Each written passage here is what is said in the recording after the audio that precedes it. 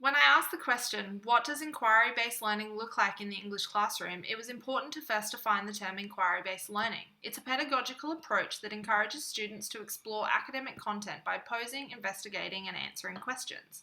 This type of pedagogy puts the students' questions at the center of the curriculum and places as equal importance on research as understanding content.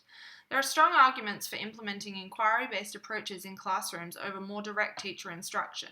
An inquiry-focused curriculum encourages habits of mind that personify the lifelong learner, a student who asks meaningful questions and fosters the desire and skill to acquire knowledge in favor of answers.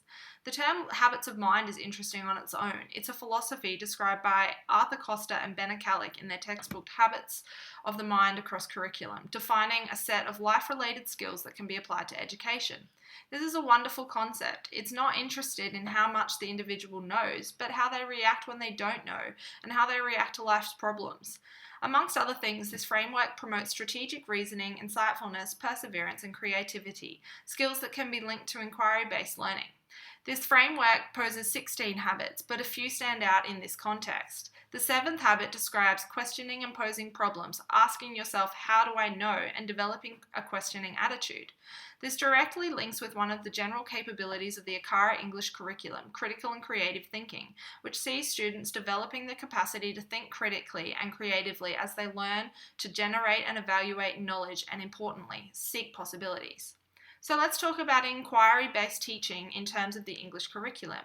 The Shape of Australia Curriculum English document produced by Australian Curriculum Board lists its aims as appreciating and enjoying language and developing a sense of its richness and power to invoke feeling, as well as to develop English skills for lifelong enjoyment and learning. This is about as specific as the curriculum gets when relating to inquiry, aside from the curriculum priorities I already mentioned.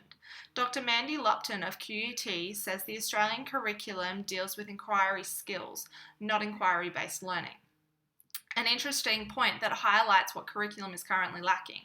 As a future educator, I think it's important to know which strategies I could use to embed inquiry practices in my classroom. In his TED Talk, science teacher Ramsey Mollison talks about the most important aspect of teaching, cultivating curiosity. He believes students' inquiry transcends all technology and educational buzzwords. Basically, he's saying that educators need to foster an environment that encourages questions, ideas, and leads to rich inquiry-based classrooms. Some practical strategies to potentially achieve this include the question formulation technique, a process of teaching students when and where to use closed or open-ended questions. Chalk talk is a silent way to encourage reflection, generate ideas, check on learning, and solve problems. The Say Something protocol is a reading approach that breaks down text and makes it easier for students to understand and engage. Now we know what inquiry-based learning means and how it relates to English curriculum and how we, as teachers, can implement them in our classrooms. Let's ask ourselves where we can evolve from here. For my research, it seems that the community is divided when it comes to applying inquiry-based learning on the English curriculum, and schools or programs tend to sit at either end of the scale. A good example of a more extreme end of inquiry-centered program is with Montessori education.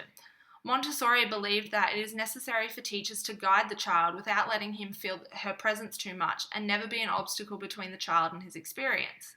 However, while Montessori education aligns with the desired outcomes of the Melbourne Declaration for Education and is recognised by the Australian curriculum, this level of inquiry-based learning is outside the norm in standard Australian schools.